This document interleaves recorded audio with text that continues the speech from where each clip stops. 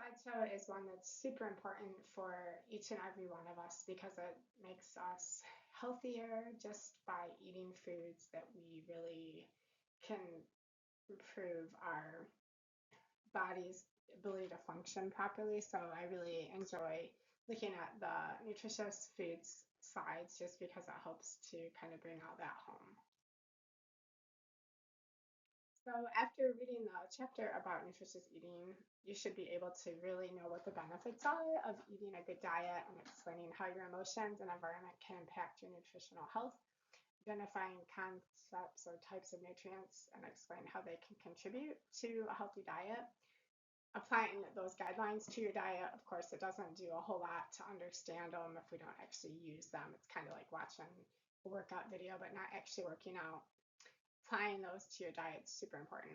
And then applying the knowledge of the body's energy systems because we do have types of energy that our body uses and it helps to understand that process. And then using food labels to help us make good choices is really helpful as well.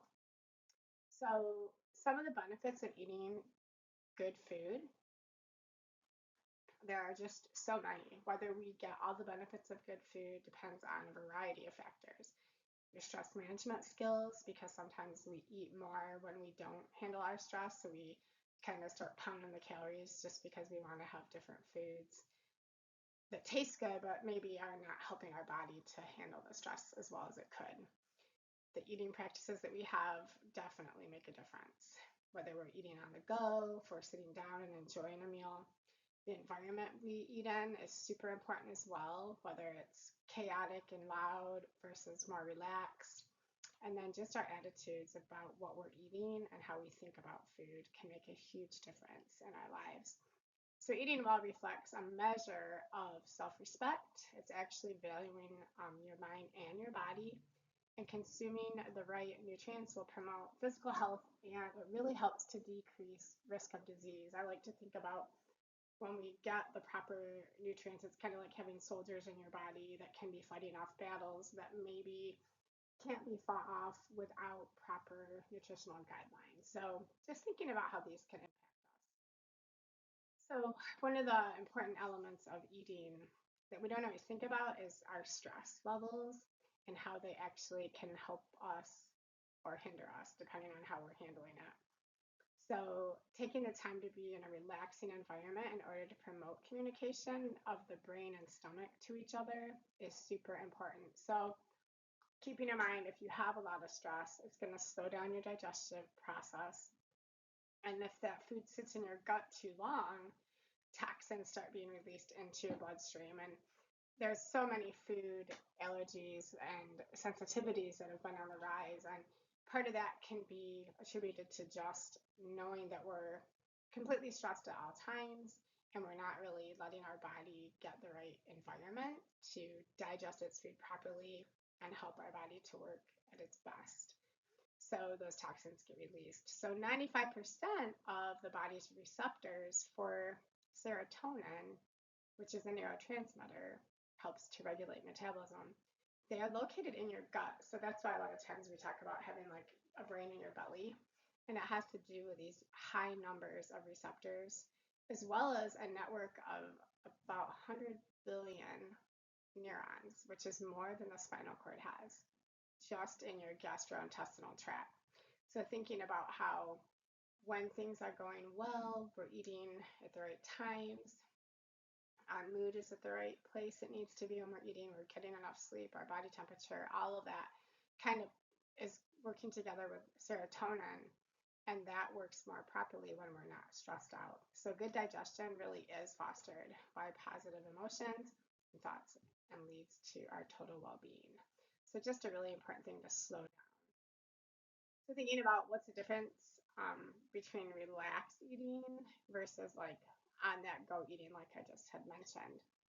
Obviously, when you're relaxed, that digestive system is going to work better and your body can function more optimally.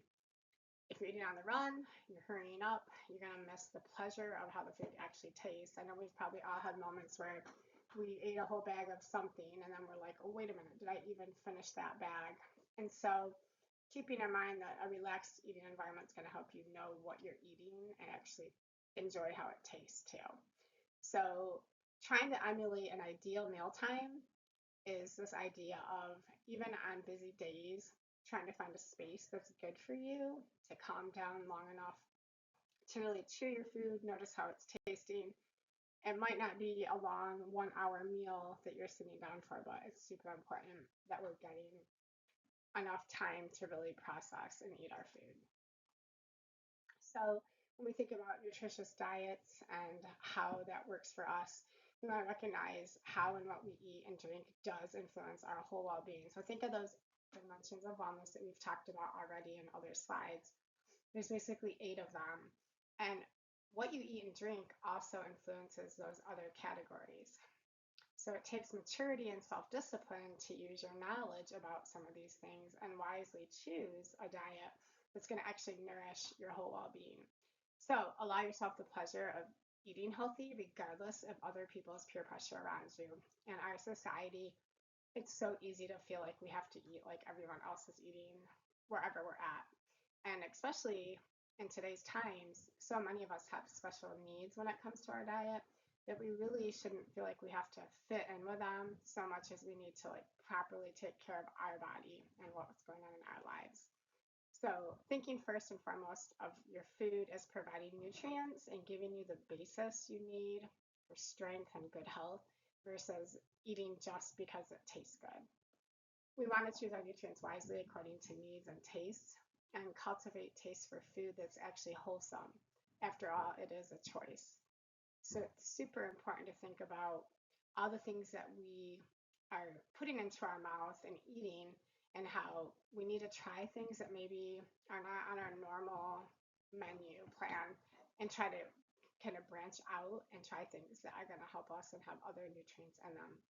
So this whole concept of thinking about diet as an overall pattern of food intake versus dieting, which is actually more of an unsafe way to look at it because we're thinking about just major restriction or major halting to some intake, and really that might not be what's best for us overall and over time. So there are some things that our body just can't produce on its own, and because of that, we need to eat certain types of nutrients. So this shows the macronutrients are the orange ones, and our proteins, fats, carbohydrates, and water are essential for us to have to survive. We can't live without them. They're needed in large amounts in the body. Whereas the micronutrients, these ones come in foods and other items, but basically vitamins and minerals are what we are getting in this category. And we need them in smaller amounts in our body, but they're still essential for us. Then just putting them all together, they're just going to work together to kind of be, again, like this idea of soldiers in our body, being able to help processes work together to fight off things that maybe are not optimal for us. And so we want to think about it's almost like a puzzle every day as we're trying to get all these things in the correct amounts.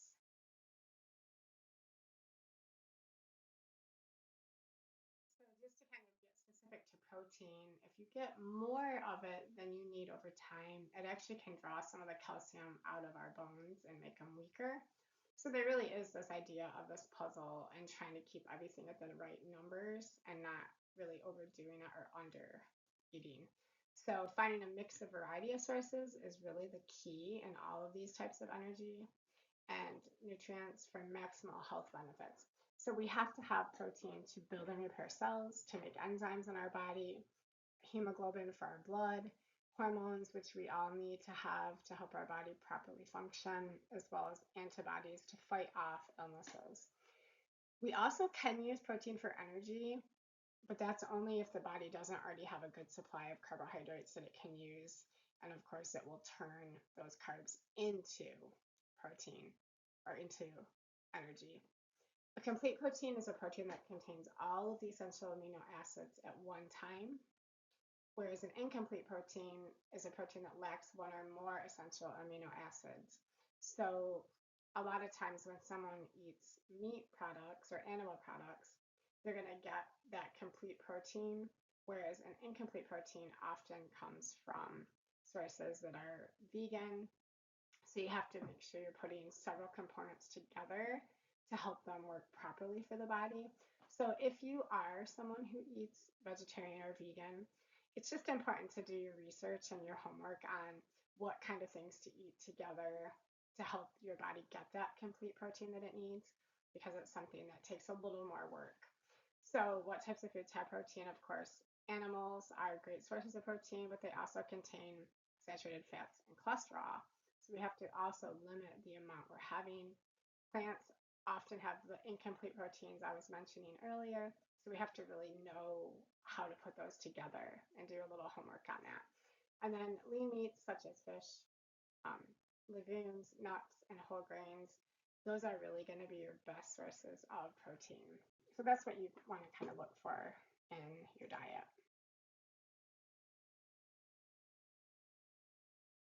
So a lot of times lipids get bad raps in our life. We think, oh, if it's a fat, it's got to be really unhealthy for us. But in truth, we actually need to have some fat in our diet, upwards of up to 30%, depending on if you're an athlete or what your lifestyle is. So we do need fat for energy, to produce hormones and insulate and protect our internal organs.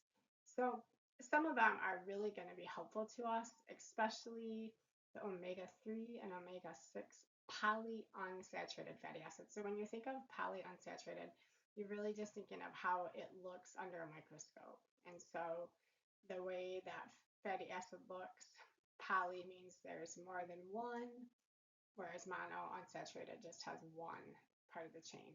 So it can be a little bit tricky, but basically, when you're eating foods that you know are polyunsaturated, they're going to be more helpful to our body versus ones that are full of saturated types of fats that we see, like saturated animal fat, tropical oils, nuts can have a lot of saturated fat in them. Monounsaturated fat, however, comes in things like olive oil and canola oil, and that type can actually be really beneficial to our body, as well as polyunsaturated, such as corn, soybean, cottonseed oils. But again, keep in mind fat is something we want to keep around 30% or less of our diet. We do want to seek the sources that are going to be the most optimal for us in most of those cases. So it's super important to make sure we're doing that. I know back when I was in college, one of the things that I did was I ate a really low fat diet. It was very popular back in the 90s. And what it actually did was make my cholesterol go up really high because my body wasn't getting enough fat on its own. So it just started making it on its own. So it is important that we are getting fat in a healthy amount. So other things to think about are just the different types of fat that we do consume and have in our culture. And it kind of breaks it down on this chart for you and shows you that the good fats are monounsaturated or monosaturated and polyunsaturated. And then the bad fats are more trans fats, hydrogenated fats, the ones that basically are going to cause clogging of the arteries and cause issues with our health. So the ones that are good are going to lower our LDL, which is the unhealthy type of cholesterol that we tend to have in our bodies, and they increase the healthier type or the high density lipoproteins. That's going to come from eating those positive, more healthy sources of oil. So to really decrease your chances of having cardiovascular disease, it's important to try to strive for the fats that do have more of this green area in them versus the saturated, which is where that yellow is kind of coming from in our chart here.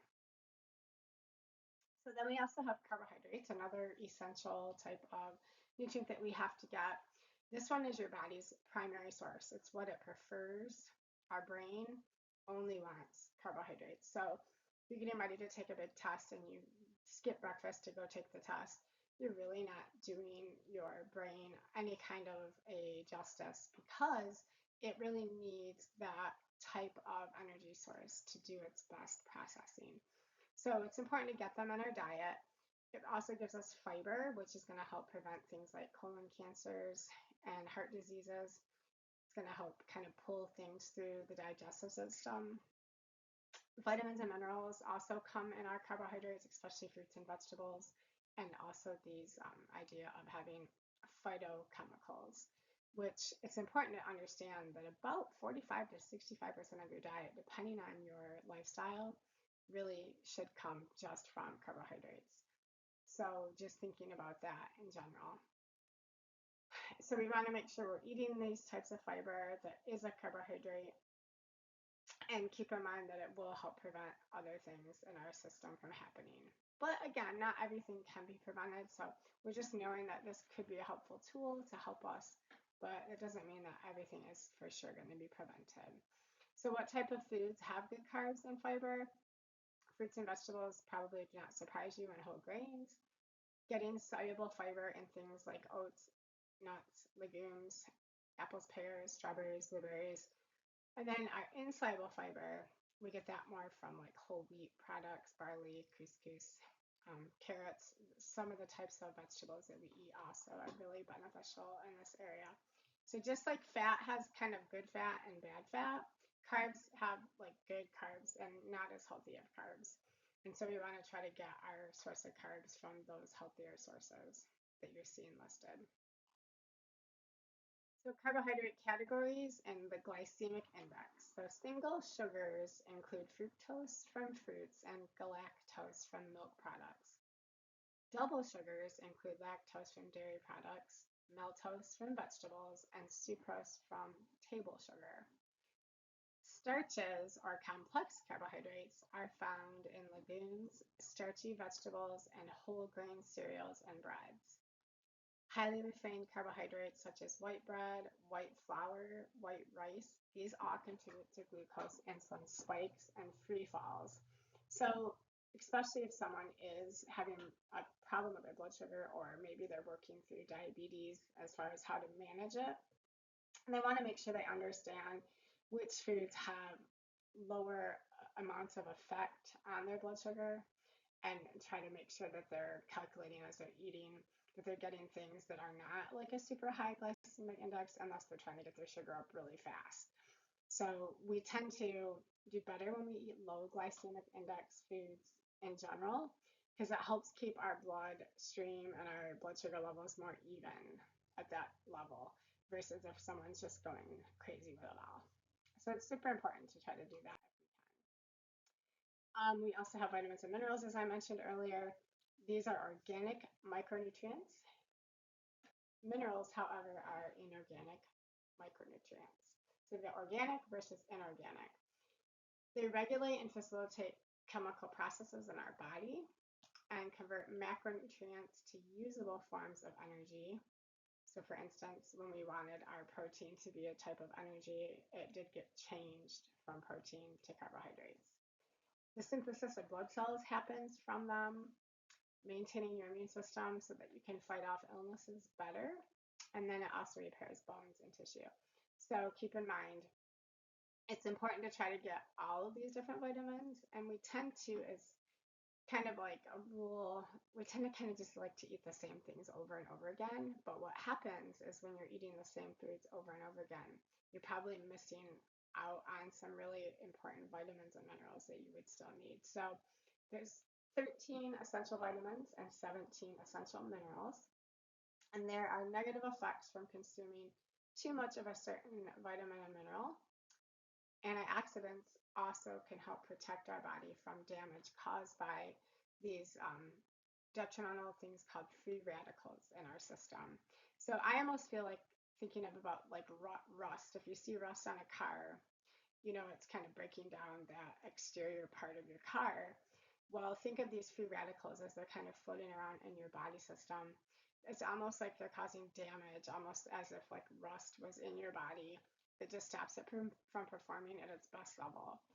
Some people do take supplements on top of eating a healthy diet, but truly your body's going to absorb the nutrients better from actual food versus a supplement. And a lot of times people end up just putting a lot of those supplements, basically lots of money into them, but then their body kind of just urinates them out when they don't even properly use them, especially water soluble ones. And so keep in mind, we don't want to just waste money. We want to make sure we have the best ones we could use if we are taking supplements. Water, of course, is essential. Your body needs water because it's about 60% or more of water. So people can go weeks without food, but only days without water. It transports things. So think of it as being kind of like a bus system in your body, getting things from place to place. It's driving and dropping things off. And so it's important that we're getting our nutrients and the waste is being taken out of our body and the body is still running smoothly. It's also found in some foods and beverages, but plain water is really the best way to be hydrated.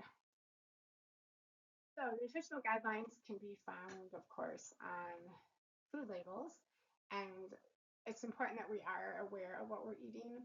These were produced by the government and then used to direct food labels and inform the public of their goals for nutrition. So about every 5 years, they update these. It's getting close to time again. So the three broad recommendations are a good start to understanding nutritional guidelines. So we want to balance our calories with physical activity to manage our weight. We want to consume more foods and nutrients like fruits and vegetables and whole grains, fat-free and low-fat dairy products and seafood. And keep in mind, I know that some of us have lactose intolerance or we might have food sensitivities or allergies. So obviously, depending on the person's needs, we might have to kind of cater a little bit more to certain areas. And then we do want to eat foods that are not high in salt, sugar, the unhealthy saturated types of fats, cholesterols, all these types of things that kind of cause our body not to properly function like it can. And so it's important that we do know what these resources are and that we try to stick to that correct amount each day. So for instance, this food that's showing is a submarine sandwich. It's buns. It basically tells you that 2% of your fat for the whole day would happen to be ingested if you just ate one serving of this bread, which would mean for the rest of the day, you still could get that 98% more from other sources. So we want to try to think of getting to 100%, but keep in mind all food labels are based on a 2,000 calorie diet. So those percentages are only going to be accurate for someone who's exactly eating 2,000 calories a day that needs 2,000 calories a day. Keep in mind you might have to go over or be under to do that. So my plate is a very healthy tool for people to try. Keep in mind, like I know, for instance, I'm not able to eat dairy products. So when it tells me that I'm supposed to be getting a certain amount of dairy, which is 3 cups every single day, it doesn't mean that it's going to be best for me as a person. And the same could be true for any of you. There might be certain groups that you just really don't do well eating, they don't sit well with you, or something is impacted by them in a negative way. So most of us can at least get those vegetables and fruits without having issues, and trying to get that protein in that's healthy, getting the right type of grains, which would be whole grains versus just processed white products, because the white ones have been bleached and they're just not as healthy for our bodies. And then getting dairy with each meal, again, as long as you're not having any issues with digestion of dairy, they recommend about 3 cups a day. So think about your life, and if you were to just kind of look over the last 24 hours, thinking about, do you feel that you are anywhere near getting what you should get when it comes to all of the servings you need for each food group? And so you can go to choosemyplate.gov and click on that, of course, to get those up to date guidelines and just see how close am I? Am I way over in my dairy products and I'm way under in my vegetables? Or am I way over in my grains and way under in my protein? So you just want to be able to kind of get a good gauge for yourself. And then if you do need to improve or kind of decrease some of the levels, you want to do your best to try to do that on a regular basis. So throughout the whole week, you want them to kind of balance out. So maybe on Tuesday you went over by one serving of grains, but then Wednesday you were under by one. So at the end of the week, you maybe have the right number of each and every one of them. So when we think about nutritious eating, energy and weight is something that always comes to mind. The more fit you are, the more fat you're going to burn. And to manage your weight, you need to consider both the food you're consuming and the activity you do to expend the food energy taken in. So basically, how much are you moving your body and how much are you taking in for energy? If you're out of shape, nearly any activity you do burns more carbohydrates than fat. That's just kind of how our body systems work. Stored body fat is hard to shed because it's the last and slowest burning energy source to be utilized during exercise and physical activity. So a lot of times our goal is to not have any stored fat that's added because we know that's the hardest to shed. So keeping a healthy weight is very important throughout your lifetime. Having this balance of how many calories you take in versus how many you burn, and then thinking about our energy systems. And if you're in exercise physiology or exercise science, you know that there's different energy systems, and ATP is going to be used in a very quick amount in about 10 seconds in our body. Like that might be that second you first get up and start walking across the room, or maybe a dog starts chasing you and you immediately bust into the energy system. But then that's going to start switching over to anaerobic energy, which is not using oxygen at all. And it's a short burst of energy that's just waiting to go. Whereas the third system of energy is the aerobic energy system, and it's ready to go when you keep moving. It's for steady state or continuous activities. So super important that we slowly kind of can help our body get stronger at using the energy system. And the more fit you are, the better your body will be at being efficient with an aerobic energy system. So as you're looking at food labels, you can also just grab one at your apartment or house or wherever you're at if you have one handy, and just looking at all the different numbers that are available to us. You want to look at the serving sizes and how many are in one container. Oftentimes people eat more than one serving. The label tells you what type of fat it has as well, circled. And then the percentages are based on that 2000 calorie diet that I told you about earlier. And also will list vitamins and minerals. And if you don't see a vitamin or mineral listed, it's just not on there. So those are always listed at the very bottom. Another thing that they don't show you on this particular label, but we will also find on labels, is what the ingredients are, which can be super helpful for someone who has any kind of food allergies. And think about those first four ingredients are like what are the most in the food, and it kind of will go down from there. But you want to really think about, okay, what are the items in this food that I'm eating? We want to notice that and try to think about how many calories we're taking in throughout the day and so on.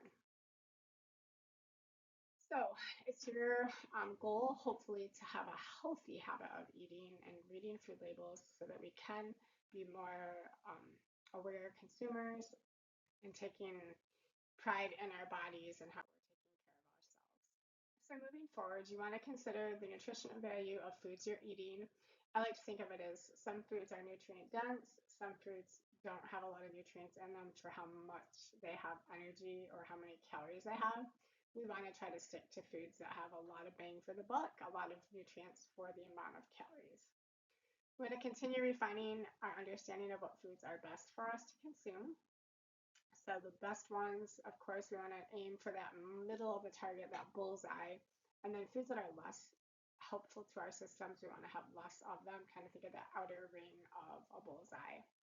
Recognize day-to-day good food choices provide you with long-term good health, so those habits will serve you well. Use your knowledge to be a wise consumer, reading those labels so that when they're available. Some people use apps, of course, now because they're so easy to get to work. And then you want to just have a good environment to eat in, making sure it's the best possible situation, and get pleasure from the food that you're eating, like enjoy how it tastes, the texture, and so on. Have a good rest of your day.